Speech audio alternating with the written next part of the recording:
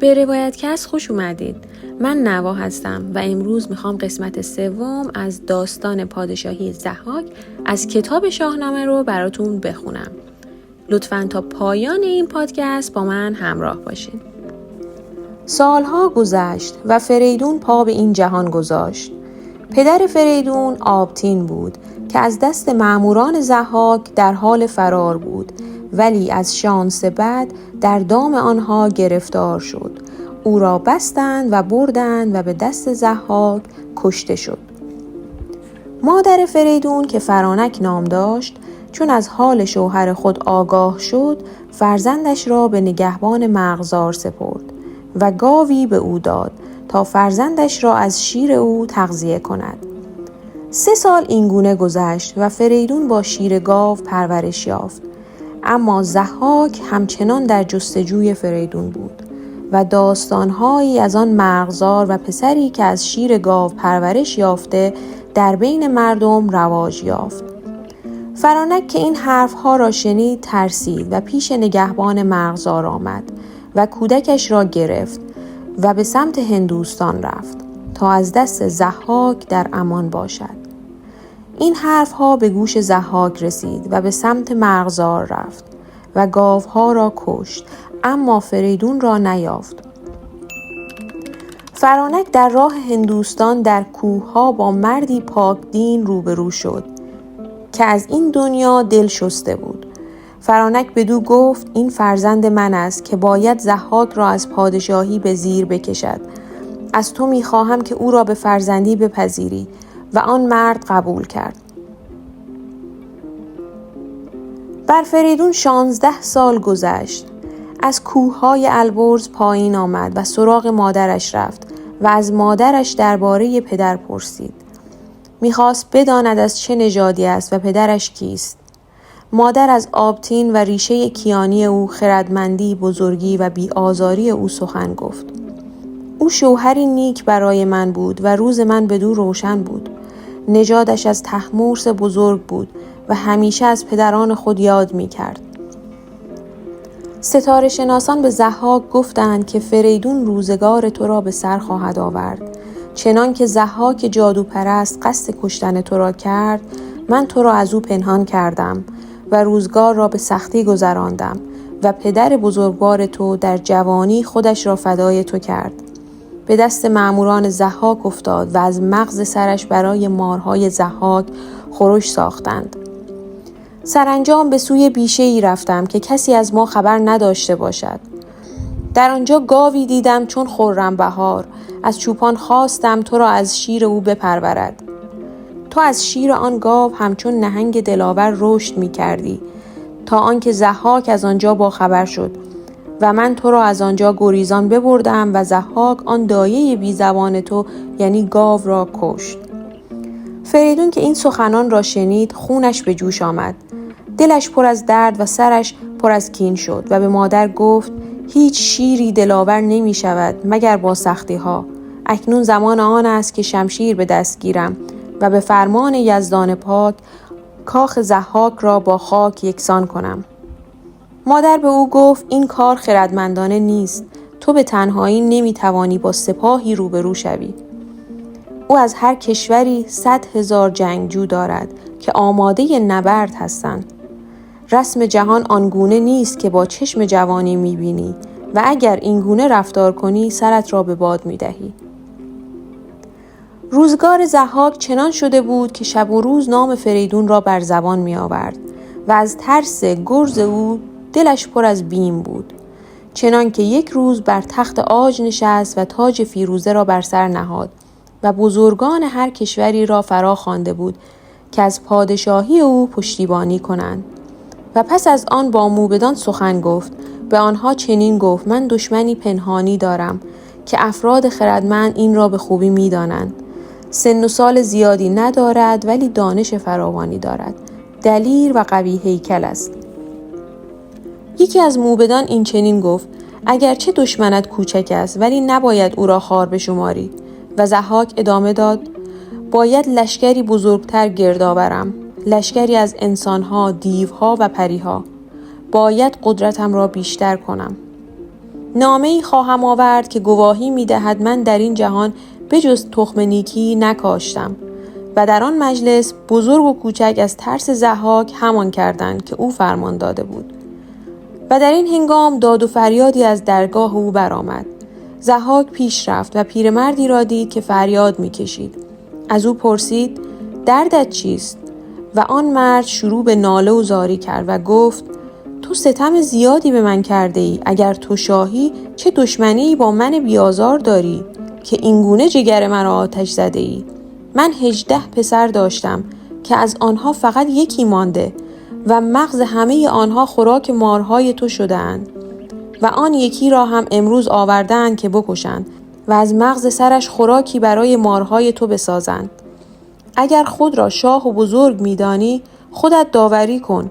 اگر تو بر 7 کشور پادشاهی می‌کنی چرا ما باید این همه سختی بکشیم؟ ضحاک که تا آن زمان چنین سخنانی نشنیده بود شگفت زده شد و فرمان داد فرزندش را به او برگردانند. اما از او خواست که بر آن نامه گواهی کند که ضحاک پادشاهی دادگر است. و چون کاوه این نامه را بدید به بزرگان آن مجلس رو کرد و فریاد زد: همه شما به سمت دوزخ می روید که چنین کردید. من گواهی نمی دهم. و نامه را پاره کرد و از آنجا با فرزندش بیرون رفت و در کوچه و بازار فریاد می کشید و مردم را به دور خود جمع کرده بود. از آن سوی اطرافیان شاه دور او جمع شدند و به ضحاک گفتند: چرا به او اجازه دادی این کار را بکند؟ و ضحاک در پاسخ گفت: وقتی کاوه چنین کرد من در جای خود بی اختیار شدم و توان کاری نداشتم. کاوه آهنگر هم در بازار مردم را برای دادخواهی جمع کرد و از چرم آهنگری خود پرچمی ساخت و آن را بر سر نیزه کرد و گرد و غباری از بازار به آسمان برخاست. و کاوه از همه خواست برای نبرد با ضحاک نزد فریدون برویم. کسی کو هوای فریدون کند، دل از بند ضحاک بیرون کند. بپیوید که این مهتر اهرمن است، جهان آفرین را به دل دشمن است. با آن پرچمی که ساخته بود و جماعتی که اطرافش جمع شده بودند به راه افتادند و سپاهی بزرگ انجمن شد. کاوه می‌دانست کجا فریدون را پیدا کند. پس نزد او رفت و فریدون چون آن کاوه را دید از جای خود بلند شد و به گرمی او را پذیرفت و روی پرچمش نشانه ستاره‌ای کشید و آن را با دیبای رومی و گوهری بیاراست. و این چرم آهنگران پرچمی شد برای ایرانیان که از آن پس هر کسی تاج پادشاهی به سر می‌گذاشت گوهری به آن اضافه می‌کرد. فریدون آن را درفش کاویانی نام نهاد. چندی گذشت و آنها پنهان بودند تا اینکه فریدون که با ضحاک آینده‌ای برای ایران نمی‌دید با تاج کیانی سوی مادرش آمد تا از او اجازه بگیرد. اشک از چشمان مادر جاری گشت و پسرش را به جهاندار سپرد و از او خواست راه نیکی پیش گیرد و دست نامردمان را از ایران کوتاه کند. فریدون 2 برادر داشت که هر دو از او جوانتر بودند. نام یکی کیانوش و دیگری پرمایه نام داشت. به آنها گفت: بهترین آهنگر را بیابید تا برای ما گرزی مهیب بسازند. و آنها هم بیدرنگ چنین کردند و بهترین آهنگران را نزد فریدون آوردند. و فریدون بر روی زمین نقشه گرزی با سر گاو را کشید و آن گرز پرهیبت را ساختند و نزد فریدون بردند. فریدون کار آنها را پسندید و به آنها لباس و جواهرات فاخر هدیه داد و به آنها وعده مقام و امید روزهای خوش داد. فریدون برای جنگ با ضحاک آماده شد. سپاه را جمع کرد. با فیلها و گاومیشها توشه سپاه را زودتر فرستادند. کیانوش و پرمایه کنار شاه پیش رفتند و سپاه از پشت سر آنها حرکت کرد. با سرعت پیش رفتند تا اینکه به جایی رسیدند که افراد یزدان پرست ساکن بودند و شب هم فرا رسید و آنها در آنجا اتراق کردند. پریرویی مانند حوری‌های بهشتی نزد فریدون آمد و در نهان به او افسونها آموخت تا در نبرد با ضحاک پیروز شود و فریدون فهمید که این از جانب ایزد پاک است. برادران فریدون کیانوش و پرمایه چون این سحر و جادوها را دیدند گمان کردند که برادرشان با اهریمن همراستا است و تصمیم گرفتند برادر را که در خواب بود بکشند. پس به بالای کوه رفتند و سنگی را به سمت فریدون رها کردند. اما سنگ به فرمان یزدان از غلتیدن ایستاد و دو برادر فهمیدند که اشتباه کردند. فریدون سپاه را به دست کاوه سپرد و حرکت کردند، در حالی که درفش کاویانی از دور خودنمایی می‌کرد، تا اینکه به رود دجله در نزدیکی شهر بغداد رسیدند. در نزدیکی اروندرود یا همان رود دجله، فریدون به رودبان درود فرستاد و از او خواست تا او سپاهش را به آن سوی رود برساند. اما رودبان گفت بدون نامه‌ای به مهر ضحاک نمی‌توانم شما را برسانم. و فریدون چون این سخنان را شنید بدون ترس از آن دریای آب با اسب گذشت، در حالی که طنابی به کمر بسته بود و به کمک آن بقیه سپاه هم از اروندرود گذشتند و وارد سرزمین تازیان شدند و از دشت به سمت شهر بغداد حرکت کردند. از دور کاخ بزرگی نمایان می‌شد که گویی سر به آسمان داشت. فریدون فهمید که این خانه اژدها یا همان ضحاک است. با شتاب بیشتر به سمت آن حرکت کرد و دست به گرز خود برد. وقتی نگهبانان به سمت فریدون می آمدند، هر کدام به ضربتی بر زمین می افتادند. فریدون وارد کاخ شد. طلسمی که ضحاک با آن کمر آسمان را خم می کرد به فر ایزدی در مقابل فریدون از میان برداشته بود و با آن گرز گاو پیکر بر سر هر کسی که در مقابلش ظاهر می شد می زد و بر زمین می افتادند. دیوان و جادوگران در مقابل قدرت فریدون پست و زبون شدند و بر روی زمین افتادند. یکی گرز گاو پیکر سرش، زدی هر که آمد همی در برش. فریدون به سمت تخت پادشاهی ضحاک رفت و به هر سو نگریست، اثری از اون ندید. ولی در شبستان او دختران سیاه چشم زیبایی دید. نخست روح آنها را از طلسم ضحاک آزاد کرد و فرمان داد تا تن خود را بشویند تا از آلودگی ها پاک شوند. و آن دو دختر لب باز کردند و با فریدون سخن گفتند. او را ستایش کردند و بر او آفرین خواندند که ما را از جادوی آن ستمکار و رنج و بلاها رها کردی. فریدون ارتباط خود و از پدرش آبتین با آنها سخن گفت و ادامه داد که آمدم تا با این گرز ضحاک را به زیر آورم. چون ارنواز این سخنها را شنید شاد شد و رازها را با او در میان گذاشت و گفت که تو فریدون شاه هستی که جادو را از این سرزمین پاک خواهی کرد. تو را پروردگار فرستاده است و تو پیروز خواهی شد. ما از ترس با او کنار آمدیم و از روی تو شرم داریم. و فریدون پاسخ داد که من چرخ گردون را از او پاک خواهم ساخت. اگر بدانم اکنون کجاست. و زیبارویان راز را گشادند و گفتند که ضحاک به سمت هندوستان رفته است تا تن خود را در خون 1000 بیگناه بشوید و با این طلسم خود را در برابر تو ایمن سازد.